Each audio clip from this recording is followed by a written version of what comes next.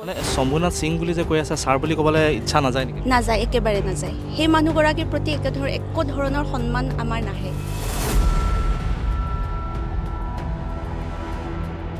আলুৰ বস্তাত এটা গেলা আলু থাকিলে গোটেই বস্তাটো গেলা পেলাই আমি গেলা আলু বুলি ভবা মানুহজন বৰ্তমান পলাই নন। মুখ বন্ধ কৰি ৰখাৰ যে পৰিৱেশ আছিলে, এতিয়া সেই পৰিৱেশটো নাই। এটা সময়ত আছিল আমাৰ NIFৰ ৰেংকিং 10ৰ ভিতৰত আছিল, কিন্তু আজিৰ তাৰিখত আমাৰ NIFৰ ৰেংকিং 79। কিন্তু জুবিন গাৰ্গৰ দৰে এজন ব্যক্তি যেতিয়া মৃত্যু হয় তেতিয়া ছাত্ৰ ছাত্ৰীসকলে তেখেতক জবাবদিহি কৰে আৰু তেখেতে কয় it is a central university don't make things funny. বিশ্ববিদ্যালয়খনত মানৱতাৰ কমি আছে। আমি অসমীয়া মানুহে ৰাস্তাত নিচৰিলে একো নাপায় বুলি আচলতে আমাক মগজত এটা কথা ভৰাই দিয়া হৈছে। আমি চিঞৰি আছোঁ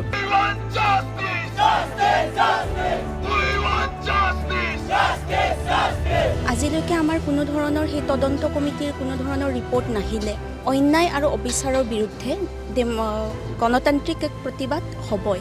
আকৌ নতুন সপোন দেখিছোঁ, নতুন ভাইচ চেঞ্চেলৰৰ আণ্ডাৰত আমি আশাবাদী খুব। तो उनका माटी पे आके दुर्नीति करके शंभुनाथ सिंह चले जा सकते हैं और ministry of education government of India can't answer a simple question that why did it happen.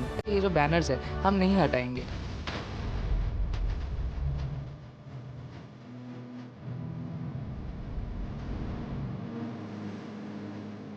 এইখন বিশ্ববিদ্যালয়ৰ ইতিহাসত প্ৰথমবাৰৰ বাবে আমাৰ যি প্ৰতিষ্ঠা দিৱস আছিলে, প্ৰতিষ্ঠা দিৱসত অসম সংগীত পৰিৱেশন হৈছে, যে আমাৰ বিশ্ববিদ্যালয়ত জুবিন গাৰ্গ ডাঙৰীয়াৰ এটা আবক্ষ মূৰ্তি হ'ব।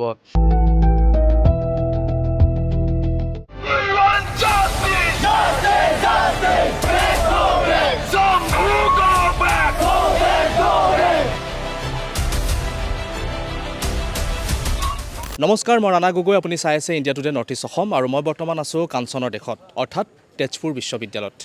এখন অগ্ৰণী শিক্ষা অনুষ্ঠান, আৰু এই তেজপুৰ বিশ্ববিদ্যালয়ত বিগত সময়ছোৱাত দেখিবলৈ পোৱা গৈছিল যথেষ্ট খামখেয়ালি হৈ থকা শৈক্ষিক পৰিৱেশ প্ৰায় যেন নোহোৱাৰ দৰে হৈ পৰিছিল, প্ৰতিবাদমুখী হৈ পৰিছিল ইয়াৰে শিক্ষাৰ্থীসকল। কাৰণ যিগৰাকী আচলতে উপাচাৰ্য আছিল শম্ভু সিং নাথ, আৰু সেই শম্ভু সিং নাথৰ কেলেংকাৰী যেতিয়াৰ পৰা ধৰা পৰিছিল তেতিয়াৰ পৰা বিশ্ববিদ্যালয়খনৰ শৈক্ষিক পৰিৱেশ, ইয়াৰ যি গুণ গৰিমা আছিল সেই গুণ গৰিমাসমূহ যেন কিছু ম্লান পৰিবলৈ ধৰিছিল। আৰু বৰ্তমান সময়ত এই বিশ্ববিদ্যালয়খনত এক শৈক্ষিক পৰিৱেশ পুনৰবাৰ ঘূৰি আহিছে। ইয়াৰ যিসকল শিক্ষাৰ্থী আছে মই তেওঁলোকৰ লগত কিছু কথা পাতিবলৈ চেষ্টা কৰিম। বৰ্তমান সময়ত বিশ্ববিদ্যালয়খনৰ কেনে পৰিৱেশ, আহক বিশ্ববিদ্যালয়ৰ শিক্ষাৰ্থীসকলৰ সৈতে কিছু কথা পাতোঁ। ইয়াৰ যিসকল শিক্ষাৰ্থী, গতিকে শিক্ষাৰ্থীসকলে কি কয় আহকচোন জানো। কি খবৰ সকলোৰে? ভালেই।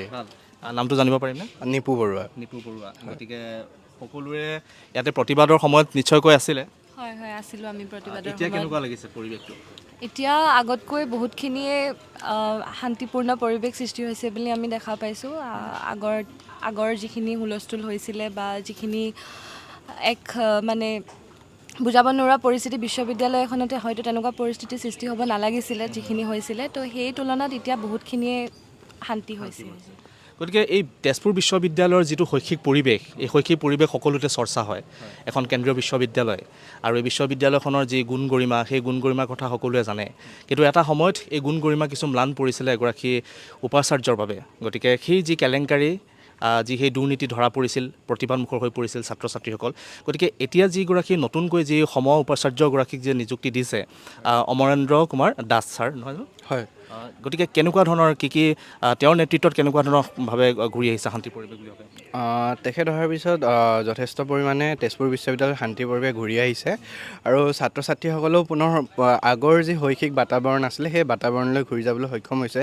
কিন্তু এতিয়াও সম্পূৰ্ণৰূপে তেখেতক সকলোবিলাক দায়িত্ব দিয়া হোৱা নাই। চৰকাৰৰ ফালৰ পৰা হওক বা বিভিন্ন উচ্চস্তৰীয়ৰ যিবিলাক আমাৰ বিভাগীয় কাম থাকে সেইবিলাকৰ দায়িত্ব দিয়া হোৱা নাই। গতিকে অলপ কিছুমান কাম এতিয়াও বাকী আছে। আশা কৰোঁ চৰকাৰে অনাগত দিনত এই কামবিলাক সুচাৰুৰূপে পালন কৰি নিবলৈ তেখেতক দায়িত্বসমূহ দিব, আৰু আমি আশা ৰাখিছোঁ অনতিপলমে যিবিলাক ইয়াত তদন্ত সমিতি আছিলে, তদন্ত সমিতিবিলাকে তেওঁলোকৰ যি প্ৰতিবেদন আছে প্ৰতিবেদন ৰাজহুৱা কৰিব লাগে, আৰু যদি দোষী বুলি ভাবিছে তেনেহ'লে অতি সোনকালে যিগৰাকী উপাচাৰ্য শম্ভুনাথ সিং আছিলে তেখেতক ইয়াৰ পৰা বৰ্খাস্ত কৰাৰ ব্যৱস্থা কৰিব লাগে। ये नवंबर से ये हम लोग यहाँ पे जो प्रोटेस्ट चला रहे तो एक्चुअली सितंबर से चालू हुआ था। अमरेंद्र कुमार दास जब आए उनके बाद उन्होंने कोशिश किया काफ़ी सारी चीज़ें करने की, कॉन्वोकेशन कराने की, बहुत कुछ कोशिश तो किया ज़रूर उन्होंने, पर मिनिस्ट्री ऑफ एजुकेशन ने ना उनको कॉन्वोकेशन कराने दिया, ना उन्होंने हमको रिपोर्ट दिया। तो अभी शायद हम एक शांतिपूर्वक एक जगह में बैठे हैं, शायद हम लोग शांत है, बट अभी भी बहुत सारी चीज़ें अभी तक एमओई ने एड्रेस नहीं किया है। अभी तक बहुत सारी चीज़ें ऐसे हैं जो अभी भी देखना है। क्योंकि मैं एक चीज़ बोलना चाहता हूँ कि तेजपुर यूनिवर्सिटी जो केंद्रीय विश्वविद्यालय है, इसका अब परिस्थिति कभी भी ख़राब नहीं हुआ था। बीच में शंभुनाथ सिंह जैसा एक इंसान आके इस सिस्टम को ख़राब करके, इससे पैसा निकाल के, इन्होंने जो स्टूडेंट के साथ किया था, टीचर के साथ किया था और नॉन टीचिंग फैकल्टी के साथ किया था, ये चलना नहीं चाहिए। और रिपोर्ट जल्द से जल्द आना चाहिए सबके सामने। एमओई चाहिए, मिनिस्ट्री ऑफ एजुकेशन जल्द से जल्द हमको उत्तर दे। हमको चाहिए कि ये इंसाफ हो। तो उस दिन जो जुबिन गार्ग का देहांत हुआ था, तो तेजपुर यूनिवर्सिटी के स्टूडेंट्स ने थोड़ा सा मतलब सम्मान देने के लिए कोशिश किया, उस वक्त क्या हुआ था? उस वक्त जुबिन गर्ग जब चल बसे, जो बहुत ही अनफॉर्चुनेट था, बहुत ही अनप्रेसिडेंटेड था, उसके वजह से क्या हुआ, हम लोग यहाँ पे आप देख रहे हैं, यहाँ पे already it is a vibrant culture यहाँ पे एक है, तो सब लोग एक जगह पे हुए, शांतिपूर्वक हुए। पर हमारे जो शंभुनाथ सिंह थे, जो हमारे पुराने वीसी थे, वो हमको एड्रेस नहीं करना चाहे, और ऊपर से उन्होंने जुबिन गर्ग का नाम भी गलत बोला। उनको पता भी नहीं था कि ये राज्य का जो आत्मा है, जुबिन गर्ग का आत्मा, वो उन्होंने एड्रेस ही नहीं किया, और उसके वजह से स्टूडेंट हो गए खफा। स्टूडेंट ने बोला कि आप आइए अपोलोजाइज़ कीजिए, उन्होंने कुछ नहीं किया। उन्होंने बस बोला कि मैं तो बहुत ख़राब हालत है मेरा, मैं आ नहीं पाऊँगा। आप सोचिए, बस एक बार सोचिए कि जुबिन गर्ग इस राज्य का एकमात्र इंसान जो आत्मा है इस राज्य का, उन्होंने उसका देहांत को एड्रेस ही नहीं किया। तो उसके बाद स्टूडेंट एक जगह पे जड़े हुए। यहाँ पे तो आप दिखाई नहीं दे रहा है, यहाँ पे इतना लोग अभी है नहीं, बट वहाँ पे उस दिन ऑलमोस्ट लाइक 1000 लोग तो थे ही। तो इस यूनिवर्सिटी के 5000 लोग हैं, उनमें से 1000 लोग भी उठ के आ जाए तो भी प्रोटेस्ट हो सकता है, और प्रोटेस्ट हुआ था, बट वो हुआ था डेमोक्रेटिक वे में, हुआ था शांतिपूर्वक, सब कुछ शांतिपूर्वक था। बट अभी तक हमको रिपोर्ट नहीं मिला है, वही है। रॉय, आप कहाँ से हैं? मैं वेस्ट बंगाल से ओरिजिनली। वेस्ट बंगाल कहाँ से? वेस्ट बंगाल में डिस्ट्रिक्ट हुगली से हूँ। हाँ अभी तो वहाँ पे माहौल तो निर्वाचन का भी चल रहा है। हाँ, चल तो रहा है वहाँ। अभी हम लोग निर्वाचन की बात तो नहीं कहेंगे बात। नहीं, क्योंकि मैं तो आसाम में हूँ, मैं नहीं बोल सकता। ओके, ठीक है। বাকী আপোনাৰ ওচৰলৈ আহিছোঁ। এতিয়া বৰ্তমান কেনেকুৱা ধৰণৰ পৰিৱেশ আছে বুলি ভাবে আপুনি? ভাবিছেনে শান্তি পৰিৱেশ আহিছে ঘূৰি? শান্তিৰ পৰিৱেশ ঘূৰি আহিছে, এটা ভাইব্ৰেণ্ট পৰিৱেশ বুলি যদি কওঁ আমি, কিন্তু এইটো সম্ভৱ হৈ উঠিছে আচলতে এখন বিশ্ববিদ্যালয় য'ত ছাত্ৰ সমাজক তথা গোটেই পৰিৱেশটোতে, গোটেই বিশ্ববিদ্যালয়ৰ যি কমিউনিটি আছে, গোটেইকে যি মানে নিমাত কৰি অথবা মানে কিবা যদি অন্যায়ো হয়, তেতিয়াও আপোনাক মানে মুখ বন্ধ কৰি ৰখাৰ যি পৰিৱেশ আছিলে, এতিয়া সেই পৰিৱেশটো নাই। আৰু এই চেগতে আচলতে মই ধন্যবাদ জনাইছোঁ, গোটেই বিশ্ববিদ্যালয় কমিউনিটিক ধন্যবাদ জনাইছোঁ, যি প্ৰতিবাদটো সফল কৰি তুলিলে। কিন্তু আমি ইয়াতে সফল হোৱা বুলি ক'লে জানো শুদ্ধ হ'ব? হয়তো নহয়, কাৰণ ইমান দিনজোৰা যি প্ৰতিবাদ হ'ল, তাক লৈ শিক্ষা মন্ত্ৰণালয় লগতে অসমৰ চৰকাৰখনেও এক দায়িত্বহীনতাৰ পৰিচয় দাঙি ধৰিলে। কাৰণ আজিলৈকে আমাৰ কোনো ধৰণৰ সেই তদন্ত কমিটিৰ কোনো ধৰণৰ ৰিপৰ্ট নাহিলে, আৰু এতিয়ালৈকে আমি অপেক্ষাত আছোঁ। যদিওবা এই সম উপাচাৰ্য ছাৰৰ নেতৃত্বত আমি ভাবিছোঁ আমি অচিৰেই ন্যায় পাবলৈ সক্ষম হ'ম। আৰু লগতে আজি মই এই ক্ষেত্ৰতে আৰু এটা কথা উনুকিয়াব খুজিছোঁ। আজিৰ দিনটোতে আমি সমাজৰ বৰগছ এজোপা হেৰুৱালোঁ, নিত্য বৰাদেৱ, আৰু তেখেতৰ উদাত্ত কণ্ঠকে সাৰোগত কৰি ক'ব খুজিছোঁ, এই প্ৰতিবাদটো হয়তো জাৰি থাকিব। এইকাৰণেই জাৰি থাকিব, অন্যায় আৰু অবিচাৰৰ বিৰুদ্ধে গণতান্ত্ৰিক এক প্ৰতিবাদ হ'বই। আমি যেতিয়া তেজপুৰ বিশ্ববিদ্যালয়ত প্ৰৱেশ কৰিছিলোঁ, ইয়াৰ চৌহদত সেই বেনাৰসমূহ এতিয়াও কিন্তু লাগি আছে। এতিয়াও লাগি আছে, কিয় আঁতৰ? হয়, সেই বেনাৰকেইখন এইকাৰণে আঁতৰোৱা নাই, কাৰণ আমি এতিয়ালৈকে অপেক্ষাৰত, আমাৰ সেই তদন্ত কমিটিৰ ৰিপৰ্টৰ বাবে আমি অপেক্ষাৰত, আৰু আমি তেতিয়ালৈকে সেই বেনাৰকেইখন থাকিবই এই চৌহদত। যেতিয়ালৈকে আমি সেই তদন্ত কমিটিৰ ৰিপৰ্ট নাপাওঁ, তেতিয়ালৈকে সেই বেনাৰকেইখন থাকিব, তাক কোনেও গুচাব নোৱাৰে। এতিয়া দাস ছাৰৰ নেতৃত্বত বিশ্ববিদ্যালয়ৰ শৈক্ষিক পৰিৱেশ কিমান দূৰলৈকে ঘূৰি আহিব বুলি আপোনালোকে বিশ্বাস কৰে? আমি আশা কৰিছোঁ আৰু বিশ্বাস ৰাখিছোঁ তেখেতৰ ওপৰত। তেখেতৰ নেতৃত্বত শৈক্ষিক পৰিৱেশ যিটো শম্ভুনাথ সিঙে যি একেবাৰে তছনছ কৰি থৈ গ'ল। মানে শম্ভুনাথ সিং বুলি যে কৈ আছে ছাৰ বুলি ক'বলৈ ইচ্ছা নাযায় নেকি আপোনাৰ? নাযায়, একেবাৰে নাযায়। সেই মানুহগৰাকীৰ প্ৰতি একো ধৰণৰ সন্মান আমাৰ নাহে। মানে তেওঁ কেনেকুৱা প্ৰবৃত্তি আছিল? কেলেংকাৰীটোৰ বা আমি গম পাইছোঁ, চবেই গম পাইছে, কিন্তু এগৰাকী শিক্ষক হিচাপে, এগৰাকী ভাইচ চেঞ্চেলৰ হিচাপে কেনেকুৱা আছিলে তেওঁৰ প্ৰকৃতি? কেনেকুৱা আছিল? প্ৰকৃতি বুলি যদি ক'ব যাওঁ তেতিয়াহ'লে ছাত্ৰ সমাজৰ পৰা হয়তো তেওঁ মতামত বা কোনো ধৰণৰ মন্তব্য বিচৰাই নাছিলে, কেতিয়াও বিচৰা নাছিলে। আৰু যদি কিবা ধৰণৰ ইয়াতে যদি দুৰ্নীতিও চলে অথবা ছাত্ৰৰ লগত যদি অন্যায়ো হয়, তেওঁ কিমান কনচাৰ্ণ সেই বিষয়টোলৈ তাৰ ওপৰত সন্দেহ আছে।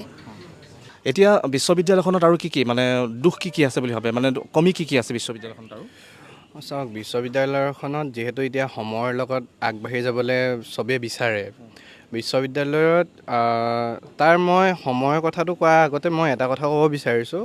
অসমত কেন্দ্ৰীয় বিশ্ববিদ্যালয় দুখন আছে, এখন শিলচৰত আছে, এখন তেজপুৰত আছে। কিন্তু অসম আন্দোলনৰ প্ৰেক্ষাপটত স্থাপন হোৱা এইখন বিশ্ববিদ্যালয়ত আপুনি জানি অতিকৈ মানে দূষিত হ'ব, ইয়াত অসমীয়া কিতাপ কিনাক লৈও দুৰ্নীতি হয়। গতিকে আপুনি ভাবি চাওক, এইখন বিশ্ববিদ্যালয়ত আচলতে কেনেকুৱা ধৰণৰ বেয়া পৰিস্থিতি এটা কৰি থৈ গ'ল। এটা সময়ত আছিল আমাৰ NIFৰ ৰেংকিং 10ৰ ভিতৰত আছিল, কিন্তু আজিৰ তাৰিখত আমাৰ NIFৰ ৰেংকিং 79। তাৰ পৰাই গম পাব পাৰি যে আমাৰ বৰ্তমান শৈক্ষিক অৱস্থাটো বেয়া হৈ আছে। কিন্তু ছাত্ৰ ছাত্ৰী, ইয়াৰ শিক্ষক কৰ্মচাৰীসকল যথেষ্ট কষ্ট কৰে আৰু ছাত্ৰ ছাত্ৰীসকলৰ সপোনক লৈ তেখেতসকলে ফলাফল যথেষ্ট ভাল কৰিবলৈ চেষ্টা কৰে। গতিকে ছাত্ৰ ছাত্ৰীসকলেও আগবাঢ়ি আহিছিল। প্ৰতিবাদটো আচলতে সেইটো কাৰণে হৈছিল, শিক্ষাই মানুহক সদায় মানে সজাগ আৰু সচেতন হ'বলৈ শিকায়। সেইটো কাৰণে আমি প্ৰতিবাদ কৰিবলৈ আহিছোঁ। কিন্তু বৰ্তমান সময়ত এই যি এতিয়া প্ৰতিবাদটো হৈ গ'ল, প্ৰতিবাদৰ পিছত কিছুমান এচাম অসাধু ব্যক্তিয়ে ছাত্ৰ ছাত্ৰীৰ ওপৰত মনে সজা কিছুমান গোচৰ তৰিছে, কিছুমান ভয় ভাবুকি দেখাবলৈ চেষ্টা কৰিছে। আৰু আমি এতিয়া শেহতীয়াকৈ গম পাইছোঁ, আমাৰ বিশ্ববিদ্যালয়ৰ এজন প্ৰাক্তন কৰ্মচাৰী বুলি ক'লেও এতিয়া তেখেত প্ৰাক্তনেই হৈ আছে নে আছেই মই সেই বিষয়ে ক'ব পৰা নাই, কিন্তু সেই ব্যক্তিজনে এটা ৰাজনৈতিক দলত যোগদান কৰাৰ পিছতেই তেখেতে ছাত্ৰ ছাত্ৰীসকলৰ ওপৰত এটা মনে সজা গোচৰ তৰিছে। গতিকে এনেকুৱা যেন মানে এই বিষয়বস্তুবিলাক মানে এতিয়া যদি চাবলৈ যাওঁ, মানে ছাত্ৰ ছাত্ৰীসকলে সঁচাৰ প্ৰতি মাত মাতিব গ'লে যে তেওঁলোকক এনেই কথা কিছুমান কৈ দিয়া হয়, কিছুমান আইনৰ ভাবুকি দিয়া হয়, কিবা দিয়া হয়, এই কথাখিনি আচলতে বেয়া কথা হৈছে। আৰু কমি এই বিশ্ববিদ্যালয়খনত মানৱতাৰ কমি আছে। প্ৰথম কথা ক'ব গ'লে, অসমত যেতিয়া এজন ব্যক্তিৰ মৃত্যু হৈছে, জুবিন গাৰ্গ সৰু সুৰা ব্যক্তিও নহয়, যে কোনোবা এজন ব্যক্তিৰ মৃত্যু হৈছে তেতিয়া কথা আচলতে বেলেগ। কিন্তু জুবিন গাৰ্গৰ দৰে এজন ব্যক্তি যেতিয়া মৃত্যু হয়, তেতিয়া ছাত্ৰ ছাত্ৰীসকলে তেখেতক জবাবদিহি কৰে আৰু তেখেতে কয়, it is a central university, don't make things funny.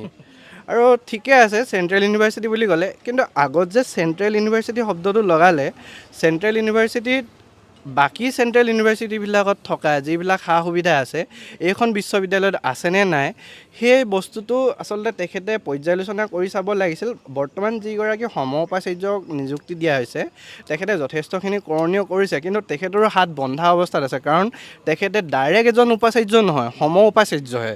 গতিকে উপাচাৰ্য আৰু সম উপাচাৰ্যৰ কৰণীয় কামৰ মাজত যথেষ্ট ডিফাৰেঞ্চ এটা থাকে। আৰু আপুনি এতিয়া শেহতীয়াকৈ আমাৰ এজন দাদাই কৈছে যে আমাক কনভকেশ্যন পাতিব দিয়া নহ'ল। কনভকেশ্যন পাতিবলৈ দিয়া কিয় নহ'ল, এয়া প্ৰশ্নও আমাৰ কাৰণে থাকি গ'ল সদায়। মানে আপোনালোকে বিৰোধ কৰিছিলেনে কনভকেশ্যন কিয় পাতিবলৈ দিয়া নহ'ল, প্ৰশ্ন কৰিছিলেনে? আমি প্ৰশ্ন কৰিছিলোঁ, আমি সেইটো সময়ত লগতে এইটোও প্ৰশ্ন কৰিছিলোঁ, তদন্ত সমিতিসমূহ বহুকেইখন তদন্ত সমিতি ঘোষণা কৰিলে, এতিয়া এই ইমানটা সময় গেপ পৰি গ'ল। আচলতে আমি পঢ়ি থকা ছাত্ৰ ছাত্ৰী মূৰৰ পৰা ওলায়ে গৈছে, আচলতে কেইখন তদন্ত সমিতি ঘোষণা কৰিছিলে, ইমানেই তদন্ত সমিতি ঘোষণা কৰিলে, কিন্তু প্ৰতিবেদন এখনো ৰাজহুৱা নহ'ল। গতিকে ছাত্ৰ ছাত্ৰীসকলে প্ৰশ্ন কৰিছে, প্ৰাক্তন ছাত্ৰ ছাত্ৰীসকলে বিশেষকৈ প্ৰশ্ন কৰিছে, আমি যিসকলে বৰ্তমান পঢ়ি আছোঁ, যে কনভকেশ্যনটো কিয় নাই হোৱা। আচলতে আমি জবাব দিব পৰা নাই, আমাৰ হাতত আচলতে উত্তৰ নাই। উত্তৰ আচলতে দিব লাগিছিল শিক্ষা বিভাগৰ ফালৰ পৰা, কিন্তু শিক্ষা বিভাগে আমাক যি ধৰণৰ উত্তৰ দিব লাগিছিলে সেই উত্তৰবিলাক আমি পোৱা নাই। এই পৰিৱেশটো মানে শৈক্ষিক যি শান্ত পৰিৱেশটো বিশ্ববিদ্যালয়খনত কিমান দিন হৈছে ঘূৰি অহা? হয়, আমি দেখিবলৈ পাইছোঁ যে বহুত দিনেই হ'ল এইটো পৰিৱেশ ঘূৰি অহা, প্ৰায় আপোনাৰ জানুৱাৰী ফেব্ৰুৱাৰী মানৰ পৰা এইখিনি পৰিৱেশ ঘূৰি আহিছে আৰু ভাল লাগিছে। আমি সকলোৱে এখন বিশ্ববিদ্যালয়, এখন কেন্দ্ৰীয় বিশ্ববিদ্যালয়, আমি বহুত ডাঙৰ ডাঙৰ সপোন লৈ ইয়ালৈ আহিছিলোঁ। মোৰ হয়তো বহুত দিন হোৱা নাই এখন বিশ্ববিদ্যালয়ত অহা, যদিও তথাপিও আমি ভাবি আহিছিলোঁ যে মানে বহুত ভালকৈ থাকিম, বহুত ভাল এটা এনভাইৰনমেণ্ট আছে ইয়াত, যোনটো আমি অহাৰ পাছতে বৰ বেছিকৈ আনৰেষ্ট এটা ছিটুৱেশ্যন ক্ৰিয়েট হৈছিলে। তো এইটো বছৰত আমি আকৌ নতুন সপোন দেখিছোঁ, নতুন ভাইচ চেঞ্চেলৰৰ আণ্ডাৰত আমি আশাবাদী খুব যে ইউনিভাৰ্চিটিখন খুব আকৌ এটা ভাইব্ৰেণ্ট ছিটুৱেশ্যন ঘূৰি আহক, আৰু যিখিনি হৈছিলে সেইখিনি গতিকে হ'ব নলগা এটা ছিটুৱেশ্যন হৈছিলে, আৰু যিখিনি চলি আছে তদন্ত ইয়াৰ পিছফালে তাৰ উত্তৰ যাতে সোনকালে আমি পাওঁ, আমি তাকে ছাত্ৰ ছাত্ৰীসকল সেইটো লৈ বহুত আশাবাদী। মুঠতে তদন্তৰ শেষ ৰিজাল্টটো সকলোকে লাগে, কি হয় হয়নে? চাওক, আমি আশাবাদী, কিন্তু কিমান সময়লৈকে আশা লৈ থাকিম? মানুহৰ আচলতে ধৈৰ্য আৰু সহ্য এটা সীমা থাকে। কাৰণ সেই সময়খিনিত সকলোৰে আচলতে বিশ্ববিদ্যালয়খনৰ শিক্ষাৰ্থীসকলৰ সময় বহুতখিনি নষ্ট হ'ল। হয়, সময় নষ্ট হোৱাটো হোৱাই, আৰু ভৱিষ্যত প্ৰজন্মটোৰ কাৰণে এখন সুস্থ সবল এখন শিক্ষানুষ্ঠান আচলতে দি থৈ যাব লাগিব আমি। গতিকে এইটো কথা অকল আমি ছাত্ৰ ছাত্ৰীসকলে ভাবিলেই নহ'ব, কাৰণ ছাত্ৰ ছাত্ৰীসকলে প্ৰশ্ন কৰাৰ অধিকাৰকণহে আছে। আচলতে আমি তাত গৈ পিনি কিবা এটা ফলাফল দি দিব নোৱাৰিম। ফলাফল দিব পাৰিব আচলতে আমাৰ বৰমূৰীয়াসকলেহে। বৰমূৰীয়াসকলে আচলতে কথাটো ভাবি চাব লাগে, আৰু এখন সমাজ গঢ়িবৰ কাৰণে শিক্ষানুষ্ঠানৰ যি প্ৰয়োজনীয়তা আছে, প্ৰয়োজনীয়তা যথেষ্ট। গতিকে যদি শিক্ষানুষ্ঠানবিলাকতে দুৰ্নীতি হয়, বাকীবিলাকত দুৰ্নীতি হয় সেইবিলাক আমি গম পাই থাকোঁ, কিন্তু শিক্ষানুষ্ঠানত যেতিয়া মানুহ হ'বলৈ শিকোৱা জেগাত দুৰ্নীতি হ'বলৈ ধৰে, তেনেহ'লে আপুনি সমাজখন কেনেধৰণৰ অৱক্ষয়লৈ গৈ আছে সেই বিষয়ে হেৰি কৰিব পাৰে। তথাপিও আমি এতিয়া আশাবাদী। আমি অসমীয়া মানুহে ৰাস্তাত নিচৰিলে একো নাপায় বুলি আচলতে আমাক মগজত এটা কথা ভৰাই দিয়া হৈছে। আমি চিঞৰি আছোঁ, আমি আশাবাদী। চৰকাৰ বাহাদুৰে কথাবিলাক শুনক, আমাক এইবিলাক ন্যায় প্ৰদান কৰক, সেয়াই আশা ৰাখিছোঁ। আজিও চৰকাৰৰ ওচৰত সেয়াই আহ্বান থাকিব। देखा असमीज लोग रास्ते पे अगर आके नहीं चिल्लाया तो कुछ भी नहीं मिलता है। आप लोगों का बंगाली लोगों का क्या होता है? हम तो 34 साल एक चीज़ के अंडर थे, एक गवर्नमेंट के अंडर थे, उसके बाद हम चिल्लाए, उसके बाद ही गवर्नमेंट बदला। तो मतलब आप अभी लोगों को भी चिल्लाना ही पड़ता है। सबको चिल्लाना पड़ता है, क्योंकि आज भी हम लोग आपके साथ बात ही कर रहे हैं तो चिल्ला ही रहे हैं ना। हम भी अब एक्चुअली मिनिस्ट्री ऑफ एजुकेशन से चिल्ला के बोलना चाहते हैं, इसीलिए तो आपके ज़रिए हम बोल रहे हैं। और हमारे दोस्त नीपू ने एक बात बोला कि ये कॉन्वोकेशन जो नहीं होने दिया, इसके साथ साथ मैं जोड़ना चाहता हूँ, सिर्फ कॉन्वोकेशन नहीं हुआ ये सिर्फ नहीं है, बहुत सारे पुराने फाइल्स हैं जो अभी भी अटके पड़े हैं, बहुत सारे ऐसे चीज़ है जैसे कि नए डिपार्टमेंट्स बन के रखे हैं, वहाँ पे अभी तक काम चालू नहीं हुआ है। आप देख सकते हैं यहाँ पे एक मतलब पुराना गोल्डन बैम्बू का एक पूरा जंगल हुआ करता था, शंभुनाथ सिंह ने वो काट दिया। वी कुडंट रीइंस्टेट दैट, अभी तक वो रीइंस्टेट नहीं हुआ है। और हमारे बायोडाइवर्सिटी लेकर यूनिवर्सिटी सिर्फ स्टूडेंट से नहीं बनता, यूनिवर्सिटी सिर्फ टीचर से नहीं बनता, यूनिवर्सिटी यहाँ का बायोडाइवर्सिटी से बनता है। मुझे जितना पता है, मैं वेस्ट बंगाल से आया था 2022 में, आके मुझे पता चला था ये एक ऐतिहासिक जगह है, क्योंकि ये तेजपुर का ये जो माटी है, ये विष्णु राभा का माटी है। So Vishnu Rabha, we all know, he was a reformer of this society, of not only Assamese society but also Indian society. तो उनका माटी पे आके दुर्नीति करके शंभुनाथ सिंह चले जा सकते हैं, और ministry of education, government of India can't answer a simple question that why did it happen and why is it being let. हम अभी भी क्यों बैठे हैं? आपने और एक सवाल पूछा था कि ये जो बैनर्स है हम नहीं हटाएंगे। हम ये मेमोरी है हमारा कि 31 साल में 31 ईयर्स में फ्रॉम 1994 टू 2025 अभी तक यहाँ पे स्टूडेंट बात नहीं कर पाता था, अभी स्टूडेंट बात कर सकता है, अभी बात कर सकता है, अपने भाषा में बात कर सकता है, कोई भी भाषा में बात कर सकता है। पहले क्या अपनी भाषा में बात नहीं कर सकता? क्योंकि देखिए, स्टूडेंट काउंसिल हुआ करता था एक टाइम पे यहाँ पे, अभी भी स्टूडेंट काउंसिल ही है जो स्टूडेंट के लिए बात नहीं करता था, कर नहीं पाता था। क्योंकि रिसेंटली हमने देखा था कि जुबिन गर्ग जाने के बाद, चल बसने के बाद भी हमारे जो एडमिनिस्ट्रेशन था, उन्होंने स्टूडेंट काउंसिल का इलेक्शन करवाया, जो एक्चुअली जब हमारे स्टेट का सीएम जब बोल रहे हैं कि नहीं करना चाहिए, ये मातम का टाइम है, तब भी स्टूडेंट काउंसिल की इलेक्शन चलाया गया। उसके बाद स्टूडेंट काउंसिल हुआ, जो किसका बात रखता है अभी तक पता नहीं चला है। स्टूडेंट का सिर्फ बात नहीं रख सकता है वो, क्योंकि काउंसिल सिर्फ बात नहीं रख सकता। इसीलिए यहाँ पे हम स्टूडेंट यूनियन का मांग भी किए थे, जो शंभुनाथ सिंह ने बोला था कि हम नहीं दे सकते। तो इसीलिए हम लोग सिर्फ एमओई से ये नहीं चाहते कि रिपोर्ट दे, हम ये भी चाहते हैं कि आप स्टूडेंट के बात भी थोड़ा सा सुन ले, क्योंकि आज का स्टूडेंट कल का वोटर है। যেতিয়া প্ৰটেষ্ট হৈ আছিলে প্ৰতিবাদ হৈছিলে তেতিয়া শৈক্ষিক পৰিৱেশত কিবা বিঘিনি ঘটিছিলে নেকি আপোনালোকৰ? হয়, সেইটো মই ক'বলৈ বিচাৰিম যে যোনটো সময়ত প্ৰটেষ্ট চলি আছিলে আমাৰ ইউনিভাৰ্চিটিত খুব এটা আনৰেষ্ট ছিটুৱেশ্যন হৈ আছিলে, কিন্তু এইটো কথা মই মেনশ্যন কৰিম যে আমাৰ সেইটো টাইমত কিন্তু একাডেমিক্সৰ লগত কোনো ধৰণৰ কম্প্ৰমাইজ হোৱা নাছিলে। আমি এভৰি ডে ক্লাছ তেতিয়াও কৰি আছিলোঁ, আমাৰ এটেণ্ডেঞ্চ কমপ্লিটলি তেতিয়াও কাউণ্ট হৈ আছিলে, আমি এণ্ড ছেমিষ্টাৰ এক্সাম তেতিয়াও দিছিলোঁ আৰু আমাৰ প্ৰত্যেকটো এছাইনমেণ্ট তেতিয়াও কাউণ্ট হৈছিলে। তো মই ইয়াৰ পিছৰ জেনেৰেশ্যন আমাৰ এইটো বছৰত 2026-27ত যিসকলে ইয়াত পঢ়িম বুলি সপোন দেখিছে বা এডমিশ্যন ল'ম বুলি সপোন দেখিছে, মই তেওঁলোকক ক'বলৈ বিচাৰোঁ যে তেজপুৰ বিশ্ববিদ্যালয়ত লাগিলে যেনেকুৱা ধৰণৰে ছিটুৱেশ্যন অকাৰ নহওক, ইয়াত একাডেমিক্সৰ লগত কম্প্ৰমাইজ কেতিয়াও নহয়। ফেকাল্টিজে নিজৰ কাম সদায় সময়মতে কৰি যায়, ষ্টুডেণ্টছেও সদায় নিজৰ কাম সময়মতে কৰি যায়। সেইখিনি লৈ পিনে আমাৰ কেতিয়াও চিন্তা হোৱা নাছিলে যে আমাৰ কেৰিয়াৰটো কি হ'ব, আমাৰ পঢ়া নষ্ট হৈছে, কাৰণ আমি কেতিয়াও ফিলেই নকৰিলোঁ যে আমাক ক্লাছ কৰোৱা নাই বা আমি কমকৈ এফৰ্টছ দি আছোঁ। আমি সকলো বস্তু একদম ছেইম ৰাখিছিলোঁ আৰু প্ৰটেষ্টৰ লগতে আমি আমাৰ একাডেমিক্সো মেইনটেইন কৰি গৈছিলোঁ। শেষত আমাৰ যিসকল আহিবলগীয়া তেজপুৰ বিশ্ববিদ্যালয়ত পঢ়িবলৈ আহিম বুলি আশা কৰি আছে, তেওঁলোকেতো হয়তো তেওঁলোকৰ ইমেজত বহি গৈছে যে তেজপুৰ বিশ্ববিদ্যালয়খনৰ এনেকুৱা এটা পৰিৱেশ হৈছে, গতিকে সেই শৈক্ষিক পৰিৱেশটো আনিবৰ কাৰণে আপোনালোকৰো এটা অংশ হোৱাটো যথেষ্টখিনি গুৰুত্বপূৰ্ণ। গতিকে শেষত কি ক'ব, তেওঁলোকক কি ক'ব আমাৰ মাধ্যমেৰে? সদায় সময় একেই নাথাকে আৰু কোনোবা এজন ব্যক্তিয়ে ভুল কাম কৰি থৈ গ'ল বুলিয়ে গোটেই সমাজখন বেয়া হৈ নাযায়। মানে চাওক, এটা আলুৰ বস্তাত এটা গেলা আলু থাকিলে গোটেই বস্তাটো গেলা পেলায়, কিন্তু সময়মতে যদি গেলা আলুটো আঁতৰাই পঠোৱা হয় তেনে বাকী আলু বস্তাটো ঠিকে থাকি যায়। আমি গেলা আলু বুলি ভবা মানুহজন বৰ্তমান পলায়ন কৰিছে। গতিকে এতিয়া যিহেতু নতুন সমউপাচাৰ্যগৰাকী আহিছে, তেখেতে যথেষ্টখিনি আচলতে ছাত্ৰ ছাত্ৰীৰ লগত শিক্ষক কৰ্মচাৰীৰ লগত কথা বতৰা কৰিহে আচলতে কিবা এটা সিদ্ধান্ত লয় তেখেতে। এইটো আচলতে যথেষ্ট যোগাত্মক কথা। মই সেইটো কথা সুধিম বুলি ভাবিছিলোঁ, নতুন যিগৰাকী সমপৰ্যায়ৰ উপাচাৰ্য তেওঁ বৰ্তমান কেনেকুৱা পাইছে আপোনালোকে? তেখেতক আমি ভালেই পাইছোঁ আৰু এটা কথা ক'বলৈ আমি নথৈ আনন্দিত হৈছোঁ, 31 বছৰীয়া এইখন বিশ্ববিদ্যালয়ৰ ইতিহাসত প্ৰথমবাৰৰ বাবে আমাৰ যি প্ৰতিষ্ঠা দিৱস আছিলে, প্ৰতিষ্ঠা দিৱসত অসম সংগীত পৰিৱেশন হৈছে। সেয়া আচলতে যথেষ্ট আৱেগিক মুহূৰ্ত। আৰু এটা কথা হৈছে যিয়ে ইয়াত থকা প্ৰত্যেকটো জাতিৰ জনগোষ্ঠী ভাৰতৰ বিভিন্ন স্থানৰ পৰা অহা বা ভাৰতৰ বাহিৰৰ বিভিন্ন ছাত্ৰ ছাত্ৰী আছে, তেওঁলোকৰ লগত এতিয়াহে আচলতে আমাৰ কালচাৰেল এক্সচেঞ্জ যিটো কথা আছিল সেইটো হ'বলৈ সক্ষম হৈছে। আমাৰ ষ্টেট এন্থেম আছিলে বুলি বহুত বাহিৰৰ ছাত্ৰ ছাত্ৰীয়ে নাজানিছিলে, সেয়া হৈছে। আৰু আপোনালোকক জনাবলৈ পাই আমি অলপ সুখী হৈছোঁ, কথা কিছুমান অলপ আগবাঢ়িছেগৈ যে আমাৰ বিশ্ববিদ্যালয়ত জুবিন গাৰ্গ ডাঙৰীয়াৰ এটা আৱক্ষ মূৰ্তি হ'ব, ইয়াত শ্বহীদ স্মাৰক এটা হ'ব। এই কথাখিনি আচলতে কথা বতৰা চলি আছে। আমি আশা ৰাখিম এই সমউপাচাৰ্যগৰাকীয়ে এই বলিষ্ঠ এটা পদক্ষেপ লৈ এই কাম দুটা আচলতে কৰি থৈ যাওক, যাতে ইতিহাসত চিৰযুগমীয়া হৈ থাকক আচলতে এই বিষয়বস্তুবিলাক।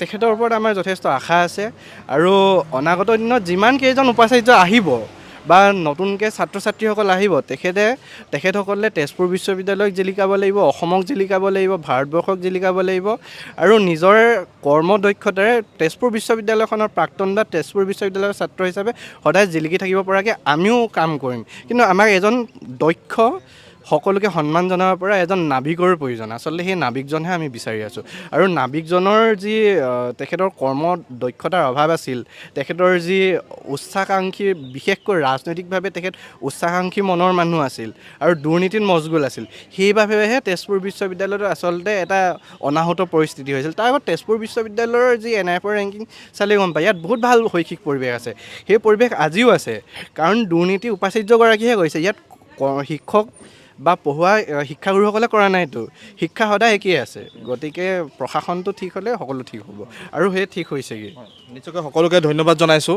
বৰ্তমান সুস্থ পৰিৱেশ কিছু হ'লেও আহি পৰিছে বুলি আমি ক'ব পাৰোঁ আৰু আশা কৰোঁ তেজপুৰ বিশ্ববিদ্যালয় সেই গুণ গৰিমা যাতে আকৌ উভতি আহে তাৰ আশা কৰিছোঁ। গতিকে আপোনালোকেও ভিডিঅ'টো চাই কমেণ্ট কৰিবলৈ নাপাহৰিব। তেজপুৰ বিশ্ববিদ্যালয় সম্পৰ্কত আপোনালোকৰ মতামত জনাব আমাৰ কমেণ্ট ছেকশ্যনত আৰু ভিডিঅ'টো চাই কেনেকুৱা পালে সেয়াও আপোনালোকে জনাবলৈ নাপাহৰিব। মোৰ লগত কেমেৰাত সহযোগ কৰিলে ৰিদ্ধি ঋষিকা, মই ৰাণা গগৈ। ধন্যবাদ।